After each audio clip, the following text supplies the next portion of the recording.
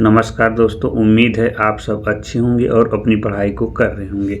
आज की इस वीडियो में हम बाल विकास के आए हुए प्रश्न देखेंगे यानी रिवीजन करेंगे। तो इसमें सबसे पहली बात, क्लास को देखते समय अपने पास कलम और रफ लेकर बैठें ताकि अपना उत्तर भी अपने रफ में लिख सकें। और आप देखिएगा कि ऑप्शन में कैसे कटता है, अगर ऑप्शन कैसे रिलेट होता है प्रश्न से, तो इन सब छोटी छोटी बारीकियों को जानना सही उत्तर प्राप्त करने का अच्छा तरीका होता है। और आप लोग अपना मूल्यांकन स्वयं भी करिए ताकि अंत में आप लोग को पता लग सके कि कितने क्वेश्चन सही कर पा रहे हैं। अगर आप क्वेश्चन कम कर पा रहे हैं तो और अधिक मेहनत करिए, अभी समय है, और सुधार लाइए ताकि की पॉइंट पकड़कर अपने क्वेश्चन संख्या बढ़ा सकें और इस प्रकार एग्ज़ाम को क्रैक कर सकें। तो आइए स्टार्ट करते हैं दोस्तों। पहला प्रश्न आप लोग के सामने है।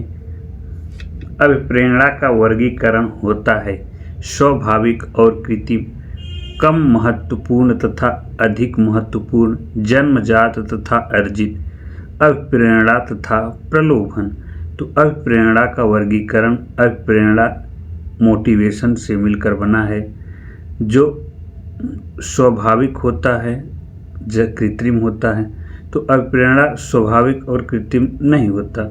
इसका सही आंसर होगा ऑप्शन नंबर सी, जन्मजात तथा अर्जित। अब आप लोग अभिप्रेरणा मोटिवेशन जन्मजात कैसे होता है और अर्जित कैसे होता है। तो अर्जित जब हम किसी व्यक्ति को देखकर उसकी तरह बनने की इच्छा जाहिर करते हैं, तब हम उस दिशा में मेहनत करना स्टार्ट कर देते हैं और वह मोटिवेशन का एक रूप होता है। और जन्मजात होता है कि जैसे आप वातावरण के साथ यहाँ सीख सकते हैं। अब्राहम मैस्लो ने जन्मजात प्रेरक बताया है और अर्जित प्रेरक दो वर्गों में विभाजित किया है। जैसे जन्मजात प्रेरणा में भूख, प्यास, निद्रा, विश्राम, जबकि अर्जित में मनुष्य अपने अनुभव व प्रयास से प्राप्त करता है। अतः इसका आंसर ऑप्शन नंबर सी सही होगा। अगला प्रश्न देखते हैं। सीखने की प्रक्रिया में सीखने का स्थानांतरण हो सकता है सकारात्मक, नकारात्मक, शून्य, उपरोक्त सभी। सीखने की प्रक्रिया, सीखना जो कुछ हम देखकर, सुनकर या अनुभव के द्वारा सीखते हैं, वह स्थानांतरण हमेशा सकारात्मक होता है, यानी पॉजिटिव, यानी हमें पॉजिटिव रिजल्ट देता है, नकारात्मक रिजल्ट देता है, शून्य। सीखने की प्रक्रिया शून्य, सकारात्मक, नकारात्मक, शून्य तीनों होता है। जब तीनों होगा तो हम चौथा ऑप्शन देखते हैं, जब उपरोक्त सभी सही हो जाएगा। अगर उपरोक्त सही न होता तब और एक अन्य विकल्प इनमें से बदला होता। इसका सही आंसर होगा आंसर नंबर डी। अगला क्वेश्चन देखते हैं। निम्न में से कौन सा अंतर्दृष्टि द्वारा सीखने की व्याख्या करता है? मनोविश्लेषणवाद, संबंधवाद, व्यवहारवाद, गेस्टाल्टवाद। तो अंतर्दृष्टि का मतलब होता है इनसाइट थ्योरी। इसके प्रवर्तक, अगर इस सिद्धांत की बात करें तो यह सिद्धांत कोहलर महोदय ने दिया था। गेस्टाल्टवादियों के अनुसार सीखने के सिद्धांत को बढ़ावा दिया है। यह जो है अंतर्दृष्टि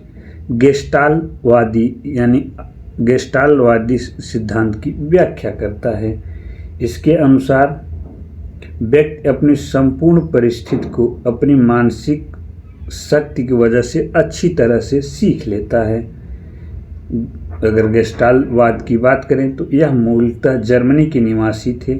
इन्होंने अपना प्रयोग सुल्तान नामक वन मानुष पर किया और इसमें अंतर विषय अभिगमन, शिक्षा, उद्देश्य तथा अभिप्रेरणा के जोर देने हेतु गेस्टाल्टवादी की देन माना जाता है। इसका आंसर नंबर डी सही होगा।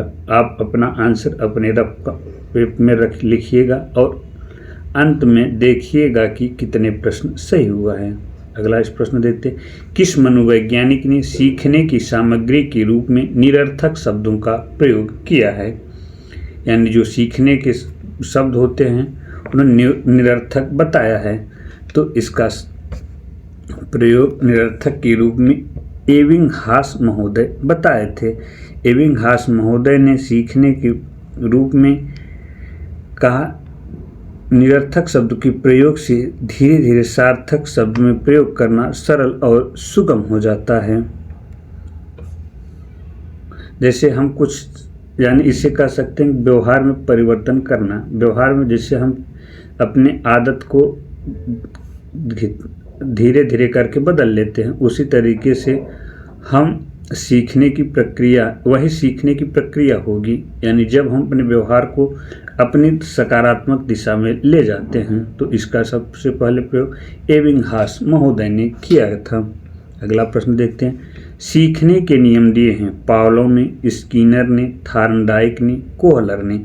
तो सीखने के नियम मनोवैज्ञानिक थॉर्नडाइक ने दिया था। थॉर्नडाइक ने अपना प्रयोग पशुओं के व्यवहार से सीखने के नियम को दिया, यानी इसका ऑप्शन नंबर सी है। सीखने के लिए थॉर्नडाइक महोदय ने 3 प्रमुख नियम दिए और 5 गौण नियम दिए। सीखने के 3 नियम में तत्परता का नियम, प्रभाव का नियम और अभ्यास का नियम। तत्परता का नियम कहता है कि जब हम किसी कार्य को करने के लिए तत्पर रहते हैं तो वहाँ सीख जाते हैं। प्रभाव का नियम, जब यह कहा जाता है कि अक्सर अच्छे दोस्त की संगत ने अच्छा बना दिया या बुरे दोस्त की संगत ने बुरा बना दिया, तो उसके प्रभाव से जो दूसरा व्यक्ति के व्यवहार में परिवर्तन हुआ, यही प्रभाव का नियम होगा। अभ्यास का नियम, तो अभ्यास का नियम होता है जब हम किसी अनुक्रिया को करने के लिए बार बार करते हैं तो वह अनुक्रिया हमारे लिए एकदम सरल और सुगम हो जाती है। इस प्रकार हम उसे सीख जाते हैं और वह सीखना हमेशा के लिए हो जाता है। इसका आंसर सही होगा ऑप्शन नंबर सी, थॉर्नडाइक। सीखना है यानी लर्निंग है, व्यवहार में परिवर्तन, अनुभव तथा अभ्यास का परिणाम, व्यवहार में अपेक्षाकृत अस्थायी परिवर्तन। तो सीखना व्यवहार में परिवर्तन, बिल्कुल बात सत्य है। सीखना अनुभव तथा अभ्यास का परिणाम है, यह भी बिल्कुल बात सत्य है। उपरोक्त में अपेक्षाकृत अस्थायी परिवर्तन है, यह भी बात सही है। यानी ऑप्शन नंबर डी उपरोक्त सभी इसका सही हो जाएगा। अगला प्रश्न देखते हैं। शारीरिक वृद्धि और विकास को कहते हैं, यानी वृद्धि और विकास को सामूहिक रूप से कहते हैं तत्परता, गतिशीलता, अभिवृद्धि, आनुवांशिकता।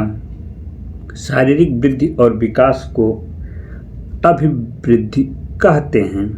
अभिवृद्धि में शारीरिक विकास और वृद्धि शामिल होता है। शारीरिक वृद्धि और विकास दोनों को सम्मिलित किया जाता है। इसके सिद्धांत की बात करें तो अनेक मनोवैज्ञानिकों ने सिद्धांत को प्रतिपादन किया, जैसे फ्राइड का मनोलैंगिक विकास का सिद्धांत, पियाजे का संज्ञानात्मक विकास का सिद्धांत, एरिक्सन का मनोसामाजिक विकास का सिद्धांत, चॉम्स्की का भाषा विकास का सिद्धांत, कोहलवर्ग का नैतिक विकास का सिद्धांत। अगला प्रश्न देखते हैं। चिंतन संज्ञानात्मक पक्ष में एक मानसिक क्रिया है, यह कथन दिया है डीवी द्वारा, गिलफर्ड द्वारा, क्रूज द्वारा, रास द्वारा। चिंतन संज्ञानात्मक पक्ष में एक मानसिक क्रिया है, यह मनोवैज्ञानिक रास ने दिया है। रास का मानना है कि व्यवहार के कारण व्यवहार में परिवर्तन होता है, यानी इसे व्यवहारवादी भी कहते हैं। यानी मनोवैज्ञानिक रास ने व्यवहारवादी भी हैं। अगला प्रश्न देते हैं। बाल मनोविज्ञान के आधार पर कौन सा कथन सर्वोत्तम है, यानी चाइल्ड डेवलपमेंट के आधार पर जो कथन सही है वह बताना है। सारे बच्चे एक जैसे होते हैं, बिल्कुल नहीं। सारे बच्चों में व्यक्तिगत भिन्नता होती है, यह बात बिल्कुल गलत होती है। कुछ बच्चे एक जैसे होते हैं, यह बात सत्य है। कुछ बच्चे एक जैसे होते हैं लेकिन एकदम से एक हूबहू नहीं होते, जिसके कारण यह भी कथन असत्य हो जाता है। कुछ बच्चे एक विशिष्ट होते, यह भी बात सत्य है, लेकिन प्रत्येक बच्चों की आदत का यह बात नहीं करता। प्रत्येक बच्चा विशिष्ट होता है, यह बात बिल्कुल सत्य है, क्योंकि इस में इस ऑप्शन में सभी बच्चों के लिए बात कहा गया है। प्रत्येक बच्चा विशिष्ट होता है, इसीलिए कहा जाता है कि कोई भी इस दुनिया में एक जैसा नहीं है, तथा इसका आंसर डी हो जाएगा। अगला प्रश्न देखते हैं। बाल मनोविज्ञान का केंद्र बिंदु है अच्छा शिक्षक, बालक, शिक्षण प्रक्रिया, विद्यालय। बाल मनोविज्ञान यानी साइकोलॉजी, जो चाइल्ड साइकोलॉजी है, उसका केंद्र बिंदु अच्छा शिक्षक। अगर अच्छा शिक्षक होगा तो फिर बाल मनोवैज्ञानिक कैसे होगा? अगर बालक हो, शिक्षण प्रक्रिया होगी, फिर भी शिक्षण प्रक्रिया पर ध्यान दिया जाएगा। विद्यालय में विद्यालय की गतिविधियों को ध्यान दिया जाएगा। जबकि बाल मनोविज्ञान का केंद्र बालक होता है, यानी बालक की आवश्यकता के अनुसार शिक्षक को अपने में ढालना होता है। बालक को शिक्षक सिखाने के लिए वे सारे प्रयास करता है ताकि बालक किसी क्रिया को सीख सके और इस प्रकार वह एक निपुण बालक बन सकता है। इसमें इसका सही आंसर होगा बाल मनोविज्ञान का केंद्र बालक होता है। अगला प्रश्न देखते हैं। अच्छी स्मृति की विशेषताएं शीघ्र पुनः स्मरण, शीघ्र पहचान, अच्छी धारणा, उपरोक्त सभी। अच्छी स्मृति की ये तीनों गुण हैं, यानी अच्छी स्मृति होता है कि जब किसी कार्य को करते समय उसके लिए स्मृति तुरंत आ जाए तो पुनः स्मरण होगा। शीघ्र पहचान, जैसे हमारे पास कोई प्रश्न, गणित का प्रश्न है, तो उसे देखकर हमें उसकी सारी गुण याद आ जाएं, उसे पहचान ले कि यह गणित का प्रश्न है और गणित में इस चैप्टर का है, और फिर वह याद आ जाए कि कैसे इसकी विधि यानी मेथड, किस मेथड से इसको करना है। अच्छी धारणा, अगर अच्छी धारणा होगी तो शीघ्र पहचान और पुनः स्मरण कर लेगा। तो इसका आंसर डी हो जाएगा, क्योंकि डी ऑप्शन में तीनों उपरोक्त बातों को सम्मिलित किया गया है। अगला प्रश्न देखते हैं। संवेग का शाब्दिक अर्थ है क्रोध और भय, स्नेह तथा प्रेम, उत्तेजनाओं या भावों में उथल पुथल, इनमें से कोई नहीं। संवेग शब्द का शाब्दिक अर्थ होता है उत्तेजना या भाव में उथल पुथल। संवेग माना जाता है जैसे संवेग में हमेशा उत्तेजना और भाव में उतार चढ़ाव को मापा जाता है।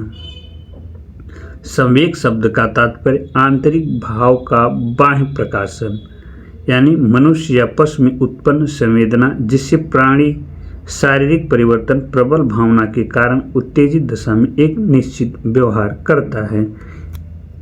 अगला प्रश्न देखते हैं। कौशल सीखने की पहली अवस्था है, यानी किसी चीज को सीखने की पहली क्या स्टेजेस हैं? यथार्थता, कल्पनाशीलता, समन्वय, अनुकरण। तो कौशल सीखने की सबसे पहली अवस्था अनुकरण होता है। जैसे हम लिखना नहीं जानते, उस समय हमें ऐसा बताया जाता है कि कलम ऐसे पकड़ के लिखो, जैसे बताया जाता है कि रेल का पटरी, पुलिस का डंडा, इस तरह से कुछ बताया जाता है और हम उसका अनुकरण करते करते, अभ्यास करते करते कुछ समय के बाद सीख जाते हैं। तो वह एक लेखन कौशल का भाग होगा, यानी कौशल अनुकरण पहली अवस्था होगी। अगला प्रश्न देखते हैं। मानसिक आयु की प्रत्यय का सर्वप्रथम प्रयोग किया थॉर्नडाइक महोदय ने, गिलफर्ट महोदय, स्पीयरमैन, विने साइमन। तो मानसिक आयु का सबसे प्रथम प्रयोग विने और साइमन महोदय ने किया था। या विने और साइमन ने 1905 ईस्वी में अपना परीक्षण किया था। इसके अनुसार अध्ययनरत मंद बुद्धि के बालकों के लिए शिक्षा का प्रयास किया। इन्होंने इस विने साइमन ने बुद्धि परीक्षण को दो भागों में बांटा, व्यक्तिगत बुद्धि परीक्षण और सामूहिक बुद्धि परीक्षण। यानी कि बुद्धि के परीक्षण के लिए एक एक बालक को चुना जा लेकर किया जाएगा या ग्रुप में बांटकर किया जा सकता है। अब आप लोग को बता दें कि अगर कोई भी एग्जाम सीटेट अगर चाइल्ड डेवलपमेंट आ रहा है तो थॉर्नडाइक, गिलफोर्ड, स्पीयरमैन, कोहलर, बर्दीमर, ये 4-5 मनोवैज्ञानिक का आप लोग कंठस्थ कर करना होगा, ताकि इन्हीं सबसे ज़्यादा फोकस मनोविज्ञान प्रश्नों में करता है। अगला प्रश्न देखते हैं और यह प्रश्न अंतिम होगा। शैशवावस्था के लिए उत्तम शिक्षण विधि होगी मॉन्टेसरी विधि, खेल विधि, किंडरगार्टन विधि, उपरोक्त सभी। शैशवावस्था यह अवस्था अनेक मनोवैज्ञानिकों ने अनेक समय बताया है। यानी इसका मतलब होता है कि जब जन्म के समय के तुरंत बाद की अवस्था। मॉन्टेसरी विधि, खेल विधि, किंडरगार्टन विधि, यह तीनों विधियां शैशवा अवस्था में शिक्षण की विधि हैं। यहाँ 15 प्रश्न में से आप अपने कितने कुल सही प्रश्न किए यहाँ कमेंट बॉक्स में बताएं और अपनी ईमानदारी से कमेंट करिएगा कि इसमें से कितने प्रश्न सही किए हुए हैं। अगर वीडियो अच्छी लगे तो लाइक और सब्सक्राइब करें और अपने दोस्तों को भी भेजें। धन्यवाद।